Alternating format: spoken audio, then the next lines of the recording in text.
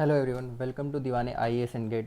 I am Chandan Sharma and today we are going to solve paper number 6 which is based on casting. So first of all casting में अगर काफ़ी कुछ देखेंगे तो engineering services में mainly इसमें से थ्योरी पार्ट आता है एंड गेट में थ्योरी प्लस न्यूमेरिकल पार्ट्स आता है. तो मेनली इसमें थ्योरी पार्ट काफ़ी ज़्यादा है, न्यूमेरिकल्स काफ़ी स्पेसिफिक क्वेश्चंस हैं, पर जो स्पेसिफिक क्वेश्चंस हैं उसमें वैराइटीज़ काफ़ी ज़्यादा है तो आपको पढ़ना पड़ेगा. Okay, so let's start. First of all देखते हैं first question. So which of the following is और are correct. So multiple points can be corrected. Two are correct. To avoid air aspiration effect shape of sprue is parabolic. So ये सही है, parabolic shape होता है इस type से. Sometimes it can be written as कि वो tapered भी होता है, सो वो भी सही हो सकता है. ओके, क्योंकि हम सिर्फ स्ट्रेट नहीं रख सकते हैं और पैराबोलिक प्रैक्टिकली बनाना काफ़ी डिफ़िकल्ट होता है, तो प्रैक्टिकली टेपर्ड ही बनता है. तो ये आपको याद रखना है. Objective of gating system is to pour metal at very high velocity. नहीं, अगर आप वेरी हाई वेलोसिटी से अगर आप करेंगे तो एस्पिरेशन इफेक्ट, जो एयर एस्पिरेशन इफेक्ट है वो आ जाएगा. सो यहाँ पर वेरी हाई की जगह पर ऑप्टिमम होता है. ऑप्टिमम मीन्स कि at such high velocity at which air aspiration effect is zero. अगर उससे भी ज़्यादा हाई करेंगे तो एयर एस्पिरेशन इफेक्ट आएगा, जो कि फिर गैस डिफेक्ट में आता है. तो ये स्टेटमेंट गलत हो गया. Casting yield should be as low as possible. So जो ईल्ड होता है वो होता है volume of casting upon volume of casting plus volume of जो गेट होता है. जैसे कि ये हमारा कास्टिंग बन गया, साथ में ये आपका गेटिंग सिस्टम है. ओके, सो ये जो वॉल्यूम ऑफ गेटिंग सिस्टम है, जो ये पार्ट है, ये जितना कम रहेगा उतना अच्छा है.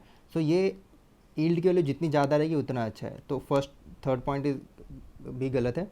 So right answer is C. यहाँ पर पूछा है correct. Okay, what are the feature of casting process. So यहाँ पर कास्टिंग प्रोसेस के बारे में ओवरऑल पूछा है. So complex shape with sharp edges can be produced.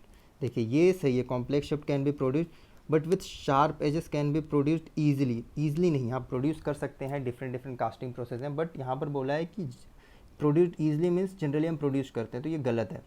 Large size objects are generally produced by casting. ये सही है. अगर आप ब्लेड्स देखेंगे, काफ़ी जो बड़े बड़े टरबाइन के ब्लेड्स होते हैं, देन जो बेड्स होते हैं, हमारे मशीन बेड्स होते हैं, वो कास्टिंग से होते हैं. Okay, it is an expensive process. No, it is not an expensive process. काफ़ी सारे जो प्रोसेस हैं उनसे काफ़ी चीप होता है. It is an additive process. So first you should know what are the type of the process. तो एक तो एडिटिव हो गया, एक सब्सट्रैक्टिव हो गया, एंड एक जीरो प्रोसेस होता है. तो इसमें एडिटिव मतलब means you are adding the material. Zero process is like you are changing the shape, and subtractive means like machining, you are taking out the material from a work piece.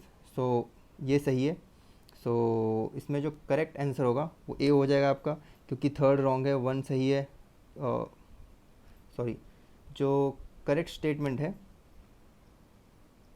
Correct statement first गलत है, तो sorry B B होगा. B one गलत है, to सही है and four है. Okay sorry, मैं कंफ्यूज हो गया था थोड़ा, मैंने ये यहाँ पर टिक कर दिया था इसलिए कंफ्यूज हो गया था. ओके, तो ये भी चीज़ें आपको देखना है. Now the third, fluidity of liquid metal increases with increase in. This type of question comes. Okay, तो सबसे पहले फ्लूइडिटी देखिए. Pouring temperature of metal, मॉल्टन metal जैसे जैसे इंक्रीज होगा, तो ऑफकोर्स जैसे जैसे टेम्परेचर इंक्रीज होगा फ्लूइडिटी इंक्रीज होगी, सिंपल सी बात है. Decreases in viscosity of मॉल्टन metal. Viscosity का मतलब ये होता है कि जैसे जैसे विस्कोसिटी हम इंक्रीज़ करेंगे तो हमारा जो फ्लोएबिलिटी है तो डिक्रीज़ होती है. तो ये स्टेटमेंट भी सही है. Increase in percentage of water in moulding sand. अब देखिए, जैसे जैसे हम मोल्डिंग सैंड है इसमें परसेंटेज आप इंक्रीज़ करते हैं वाटर का परसेंटेज. ओके, तो होता क्या है कि अगर हमने यहाँ पर मोल्टन मेटल डाला, ओके, तो molten metal will try to cool. तो यहाँ पर वाटर है. Okay, so water will absorb heat from molten metal and वो एवोपरेट हो जाएगा. ओके, सो यहाँ पर क्या होगा, इसका टेम्परेचर आपने बहुत जल्दी डाउन कर दिया जो मोल्टन मेटल है. सो उसके कारण जो उसकी फ्लोएबिलिटी है, फ्लूइडिटी या फ्लोएबिलिटी ऑफ लिक्विड मेटल, वो डिक्रीज़ हो जाएगी. तो यहाँ पर क्या बोला है, इंक्रीजेज इन इंक्रीज. तो ये तो गलत हो गया. तो फर्स्ट एंड सेकेंड ही सही है, तो थर्ड का answer A. Fourth, two streams of liquid metal which are not enough to fuse properly result in to casting defect. सबसे पहले आपको डिफरेंट टाइप्स ऑफ डिफेक्ट्स पता होने चाहिए. ओके, सारे डिफेक्ट्स के ऊपर काफ़ी बार क्वेश्चन पूछे गए और ये आपको पता होना चाहिए. देखिए, जो मिश्रण होता है वो होता है इस टाइप से कि यहीं तक हो गया, आगे नहीं पहुंचा. जो हमारा क्वेश्चन है वो है कि ऐसा कुछ है, यहाँ से भी मोल्टन मेटल डाला, यहाँ से भी डाला, पर वो दोनों एक दूसरे के साथ फ्यूज़ नहीं हुई, आपका गैप रह गया, तो इसको हम कोल्ड शट कहते हैं. ठीक है, तो ये हो गया. Then swell and rat tail, इसके बारे में आप पढ़ लीजिएगा. तो इसका आंसर फोर्थ का बी है, या डिफेक्ट्स आप पूरा पढ़ लें. Fifth, which of the statement is correct. Fifth में देखिए जो फर्स्ट है, cupola furnace is use to produce steel using pig iron. तो यहाँ पर ये स्टेटमेंट गलत है, यहाँ पर स्टील की जगह कास्ट आयरन लिखा होता तो yes this statement is right. Induction furnace can be use for intermediate operation, नहीं, इंडक्शन फर्नेस इंटरमीडिएट के लिए नहीं होता because it required liquid metal, ठीक है, liquid metal charge while starting. तो हम हर बार उसको नहीं दे सकते, ये डिफ़िकल्ट प्रोसेस होता है एंड ये टाइम कंज्यूमिंग प्रोसेस होता है। सो क्या करते हैं, if there is a time gap between two process, so induction furnace को हम ऑन ही रहने देते हैं। तो इंटरमीडिएट ऑपरेशन के लिए हम यूज़ ही नहीं करते, मतलब जनरली यूज़ नहीं करते हैं, ठीक है। Then electric arc furnace is use to melt and produce steel, ये स्टेटमेंट सही है, okay. So right option is C. Now 6, the primary function of a riser. Riser आपको पता होना चाहिए राइजर क्या है, उसका प्राइमरी फंक्शन क्या है, सेकेंडरी फंक्शंस क्या है। अब देखिए अगर हम प्राइमरी फंक्शंस की बात करें और सेकेंडरी फंक्शंस की बात करें, feed molten metal to casting as it solidify, of course ये प्राइमरी फंक्शन है। Prevent atmospheric air from contaminating the metal in the mould, तो ये तो गलत हो गया, वो ओपन रहता है तो एटमॉस्फेरिक एयर कंटामिनेट कर सकता है, ओके। और allow gases to easily escape from mould cavity, ये सही है, तो ये इसका सेकेंडरी है। Allow molten metal to rise over the mould cavity, ये सेकेंडरी है, ओके। और इसको हम, तो इसका आंसर क्या हो गया, 6 का ए। अब 7th का answer, the optimum pouring time for a casting depends on several factors, one important factor is, काफ़ी सारे फैक्टर बोला है कि जो ऑप्टिमम पोरिंग टाइम है इन सारे फैक्टर में किस पे डिपेंड करता है। तो लोकेशन ऑफ राइजर इसके ऊपर नहीं करता है, okay. Porosity of sand malt नहीं, एरिया ऑफ पोरिंग बेसिन इसके ऊपर भी नहीं करता है क्योंकि आप उसको इंक्रीज़ और डिक्रीज़ कर सकते हैं, इसके ऊपर करता है वैसे, एरिया ऑफ पोरिंग बेसिन पे नहीं करता है, एरिया ऑफ स्प्रू अगर बोलते हैं स्प्रू तो उसके ऊपर डिपेंड करता है, ओके। पोरिंग बेसिन पे डिपेंड नहीं करता है। Then fluidity of casting metal इसके ऊपर डिपेंड करता है, तो answer is D. 8, chills are use in casting to, तो ये तो बहुत ही सिंपल है, चिल्स डायरेक्शनल, तो डायरेक्शनल सॉलिडिफिकेशन, ठीक है, तो ये तो पता ही है हमको। अगर होल्ड कोर के लिए तो इसके लिए चैपलेट होता है, नाम थोड़ा सेम रहता है, लोग कंफ्यूज होते हैं, तो ये थोड़ा आपको याद रखना पड़ेगा, ठीक है। अब ये क्वेश्चन देखते हैं, 9th question, a hollow casting of 600 mm outside diameter and 500 mm inside diameter is produced by centrifugal casting with increase acceleration 80 g, what is the rotation speed of the mould. अब ये काफ़ी simple है कि अगर कोई पहले ही बोल दिया है कि ये सेंट्रीफ्यूगल कास्टिंग है, तो सेंट्रीफ्यूगल कास्टिंग है मतलब सेंट्रीफ्यूगल एक्सीलरेशन आएगा, एक्सीलरेशन एक दे रखा है तो आप उसको डायरेक्टली mr/ओमेगा² से कर सकते हैं। यहाँ पर 80 g दे रखा है और यहाँ पर सॉरी मास इंटू एक्सीलरेशन, ये mr/ओमेगा², ये भी फोर्स हो गया, तो यहाँ पर मास कट हो जाएगा, तो r/ओमेगा², ओमेगा क्या होता है 2πn/60 का स्क्वायर। अब यहाँ पर r क्या होगा, r मीन लेंगे हम यहाँ पर, क्योंकि दो है ना तो आप दोनों तो ले नहीं सकते, तो 600 + 500 डिवाइडेड बाय 2। अब ये ध्यान देखिएगा 600 एंड 500 ये डायमीटर है, तो इसको फिर से 2 से डिवाइड करेंगे, तो यहाँ पर आएगा हमारा 275। अब यहाँ पर वैल्यू पुट कर दीजिए, आपको जो आंसर आएगा वो आएगा 510.13, तो सबसे क्लोजर है वो ए ऑप्शन है, ठीक है। 10th, इन कार्बन डाइऑक्साइड मोल्डिंग, तो सबसे पहले कार्बन डाइऑक्साइड मोल्डिंग बोला तो आपको तो पहले इसका एक केमिकल इक्वेशन है वो आपको याद होना चाहिए, ये CO2 है, बल्कि SiO2 + Na2CO3। अब देखिए यहाँ पर क्या बोला, सोडियम सिलिकेट, ये सोडियम सिलिकेट है, is use to increase the hardness, of course first is sodium carbonate का यहाँ पर is responsible for increase in the hardness, ये गलत है, ये सिलिका जेल होता है। अब देखिए जेल होता है, सिलिका जेल है, अब वो थोड़ा सा ठंडा हो जाएगा तो उससे हार्डनेस बढ़ेगी, वो बाइंडिंग प्रॉपर्टी उसकी अच्छी होती है, गुड बाइंडिंग प्रॉपर्टी, जिसके कारण हार्डनेस बढ़ती है। सो आंसर यहाँ पर होना चाहिए सोडियम सिलिकेट की जगह सिलिका जेल, पर ये सोडियम सिलिकेट है तो ये गलत हो गया। Hardness will depend upon the guessing time, of course guessing time का अगर आप ग्राफ देखेंगे तो ये कुछ ऐसा होता है, ऐसा जाके ऐसा बन जाता है कि एक लिमिट के बाद तो आप कितना भी कर दीजिए, क्योंकि उसके बाद ये भी तो ख़त्म हो जाएगा ना, ऐसा थोड़ा है कि सिर्फ सोडियम सिलिकेट ही भरा हुआ है उसके अंदर। सो इसका आंसर अगर हम देखेंगे तो 1 और 3 है, तो right answer is C 10th का, ठीक है। नाउ 11th का है, directional solidification is required. Directional solidification क्यों रिक्वायर्ड होता है, to increase the heat transfer. अब इसका देखिए, अगर मान लीजिए कोई एक ऐसा कास्टिंग करना है आपको, ठीक है, यहाँ से हीट ट्रांसफ़र कैसे हो रहा है, ऐसे हो रहा है, इधर भी हो रहा है, ठीक है, इस पोर्शन से हीट ट्रांसफ़र कैसे हो रहा है, ऐसे भी हो रहा है, ठीक है, इस डायरेक्शन।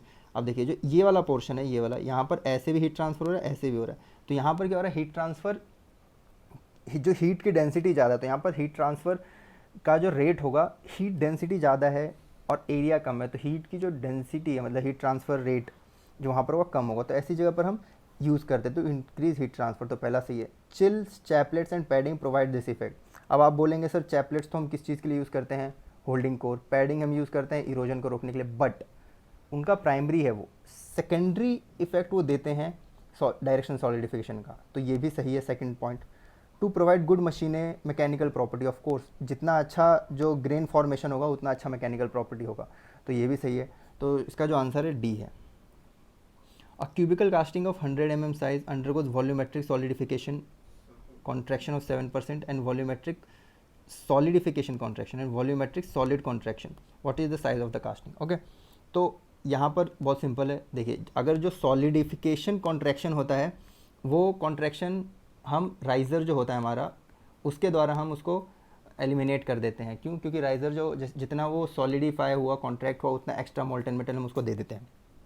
पर जो ये वॉल्यूमेट्रिक सॉलिड कॉन्ट्रैक्शन होता है ये हम पैटर्न के ऊपर देते हैं। ओके, सो अब यहाँ पर पूछा what is the size of the casting, तो साइज ऑफ द कास्टिंग में सॉलिडिफिकेशन कॉन्ट्रैक्शन तो इफेक्ट देगा ही नहीं, वहाँ पर सिर्फ सॉलिड कॉन्ट्रैक्शन देगा, तो ये आपको याद रखना है। और यहाँ पर अगर वॉल्यूमेट्रिक टर्म नहीं, अब देखिए इसमें दो क्वेश्चन बन सकते थे, ठीक है, 12th में। जैसे ये क्वेश्चन पहले हम सॉल्व करते हैं, तो इसके अंदर जो हमारा मान लीजिए जो कास्टिंग का साइज़ है वो ए है, जो क्यूब बनेगा, तो इसका हो जाएगा 100 क्यूब इंटू 5% कॉन्ट्रैक्शन है तो 0.95 से, तो इससे जो आप आंसर निकालेंगे वो 98.3 आएगा, जो कि इसका आंसर है। ओके, बट अगर यहाँ पर वॉल्यूमेट्रिक टर्म नहीं होता और सिर्फ सॉलिड कॉन्ट्रैक्शन होता तो वहाँ पर आप करते ए इक्वल्स टू 100 इंटू 0.95 और आपका आंसर 95 होता। क्यों? क्योंकि जो जनरली कॉन्ट्रैक्शन होता है वो हम लेंथ ऑफ एजेस के ऊपर देते हैं, ठीक है। ये सेकंड क्वेश्चन हो गया, ये फर्स्ट क्वेश्चन जो गिवन है ये सेकंड क्वेश्चन हो गया। थर्ड क्वेश्चन ऐसा हो सकता था कि इसमें लिख दिया जाता कि riser is not present, riser is not present, तब क्या करते? तब आपको करना पड़ता पहले तो राइजर के कारण कॉन्ट्रैक्शन हुआ तो वहाँ पर करते ए क्यूब इंटू 100 क्यूब इंटू 0.93, फिर इससे एक आंसर आता A1, मान लीजिए A1, फिर A2 आता A1 का क्यूब इंटू 0.95, तो ये जो आंसर होता A2 का क्यूब, यहाँ से जो A2 निकलता तो वो आपका करेक्ट आंसर होता। ओके, तो इस टाइप का क्वेश्चन शायद आ रखा है या शायद आई डोंट नो, पर मैंने सॉल्व किया था क्वेश्चन, तो इस टाइप के क्वेश्चन भी आ सकते हैं। तो यहाँ से 3 क्वेश्चन बनते हैं, तो ये आपको ध्यान रखना है। विच अलाउंस इज नेगेटिव अलाउंस, पहले तो आपको पता होना चाहिए नेगेटिव अलाउंस क्या होता है, पॉजिटिव अलाउंस क्या होता है, जीरो अलाउंस क्या होता है। देखिए ड्राफ्ट अलाउंस होता है पॉजिटिव अलाउंस, क्यों? ड्राफ्ट अलाउंस हम कुछ ऐसा देते हैं, ठीक है, ताकि और आराम से निकल जाए। Finishing allowance means machining allowance, तो ये भी होता है क्योंकि मशीनिंग से मटेरियल रिमूव करते हैं, ये ऊपर का जो ऐसे खराब पोर्शन होता है, सरफेस फिनिश अच्छा नहीं होता तो उसको मशीन कर देते हैं साइड से, राइट, तो उसके लिए हमको देना पड़ता है। शेक अलाउंस, पहले हम कैम्बर अलाउंस देते हैं। कैम्बर अलाउंस क्या होता है कि कोई एक ऐसा है, ऐसा प्रोड्यूस करना है और जो यहाँ पर लेंथ बाय जो ब्रेड्थ है उसका रेशियो ज़्यादा है, तो क्या होता है कभी कभी आपको प्रोड्यूस ऐसा करना है, आपने ऐसा पैटर्न बनाया, पर कास्टिंग कैसी प्रोड्यूस हो जाएगी, ऐसे बाहर की तरफ हो जाती है, ठीक है, क्योंकि यहाँ पर जो लेंथ के कारण जो अगर हाइट ज़्यादा होती है तो वहाँ पर कॉन्ट्रैक्शन अनइवन हो जाता है, तो उसके कारण ये इंक्लाइन हो जाते हैं। तो कैम्बर अलाउंस इसको बोलते हैं, इसको जीरो अलाउंस बोलते हैं, क्योंकि इसके अंदर हम ना एक्स्ट्रा मटेरियल डाल रहे हैं ना कम कर रहे हैं, इसके लिए हम ऐसे इनसाइड से बना देते हैं, ठीक है, पैटर्न को, तो वो थोड़ा जो बेंड होता है वो कॉम्प्रोमाइज़ हो जाता है। तो बच गया शेक अलाउंस। शेक अलाउंस हम इसलिए रखते हैं ताकि हम थोड़ा शेक करें तो निकालना ईजी होता है, तो इसलिए हम उसको नेगेटिव अलाउंस देते हैं। तो आंसर 13 का क्या है आपका? 13 का आंसर है C. Okay, now we will go to 14 काफ़ी सिंपल क्वेश्चन है, इसमें तो पेन भी उठाने की ज़रूरत नहीं है। अब सबसे पहले तो आपको इसमें देखिए टाइम के ऊपर है, तो टाइम का आपको डायरेक्टली पता है कि V/A का स्क्वायर के होता है, के यहाँ पर प्रोपोर्शनलिटी कांस्टेंट है, तो T is directly proportional to V/A का स्क्वायर। अब क्या बोला, मोल्टन ड्रॉप बोला है, ड्रॉप बोला है तो जनरली वो स्फेरिकल ही होगा, तो V होता है 4/3 पाई आर क्यूब, एरिया होता है 4 पाई आर स्क्वायर, तो यहाँ पर मैं बोल सकता हूँ R/3, तो V/A is directly proportional to R, तो T is directly proportional to R square. अब देखिए क्या बोला, मोल्टन ड्रॉप 10 सेंटीमीटर, पहला डायमीटर दे रखा है, सॉलिडिफाइज इन 9 सेकेंड, तो T1 एंड जो भी है डायमीटर दे रखा है। What is the solidification type of same molten metal drop if its radius changes to 15 mm, 15 centimetre, यहाँ पर ये सेंटीमीटर है, आपके टेस्ट सीरीज़ में सही रहेगा। ओके, ये सेंटीमीटर है, तो यहाँ पर अभी देखिए यहाँ पर जो T1 है, तो अगर मैं ऐसे लिख सकता हूँ T1 T2 equals to R1/R2 का स्क्वायर, राइट, तो T1 मेरा कितना होगा, T1 9 सेकेंड। अब T2 मुझे फाइंड करना है। यहाँ पर ये डायामीटर दे रखा है तो आपको याद रखना है, यहाँ पर मैं सेंटीमीटर में रखूँगा। यहाँ पर ये रेडियस दे रखा है तो यहाँ पर मैं 15 ही रखूँगा। तो स्क्वायर 513 स्क्वायर करेंगे तो यहाँ से 81 सेकेंड आएगा। तो आंसर बी हो गया मेरा 15। In continuous casting die is made up of which material, ठीक है, इसको आपको पढ़ना है। In continuous casting die is made up of which material.